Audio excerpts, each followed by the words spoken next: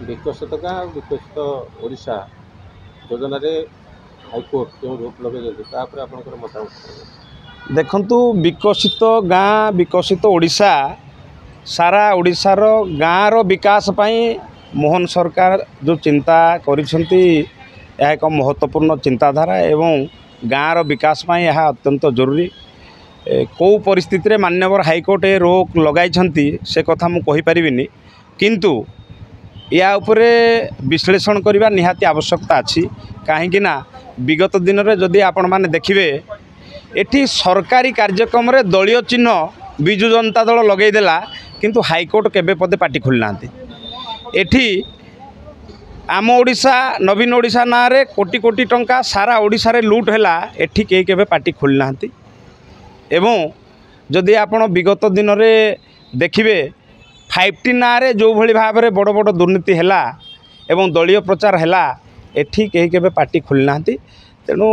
यहाँ हाइकोर्ट को रहितादेश उपरे मु टिप्पणी करवा तो ठीक हेनी, किंतु निश्चित भाव में जो भली भाव में सबू ओडिशार विकास रे बाधा सृष्टि करने पाई सुनियोजित षड्यंत्र हेउची ओडिशा रे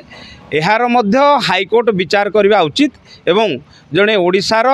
ओडिया पुओ हिसाब रे जड़े नागरिक हिसाब रे देशर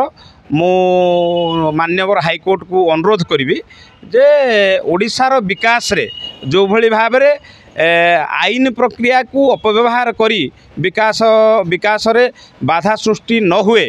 ओडिशा रे जो भली भाव में मोहन सरकार विकास करने को चाहते एवं गाँव विकास करने को चाहते जो कथा जोटी से योजनार ना रखा जाइए जे विकसित गाँ विकसित ओडिशा वास्तव में गाँव विकास हेले ओडिशार विकास हम। तेणु मोर दृढ़ विश्वास अच्छी हाइकोर्ट उपरे मध्य विश्वास अच्छी निश्चित भाव में गाँव विकास रे हाइकोर्ट बाधा सृष्टि करेंगे ना एवं निश्चित भाव में आगामी दिन में मध्य यही जो भली भाव में सुनियोजित षड्यंत्र कर गाँव विकास को अटकाइवाई चेष्टा करा विरोधी मान द्वारा यह हाइकोर्ट बुझीपारे और ता दृढ़ कार्यानुष्ठान नेबे बोली विश्वास मोर अच्छी।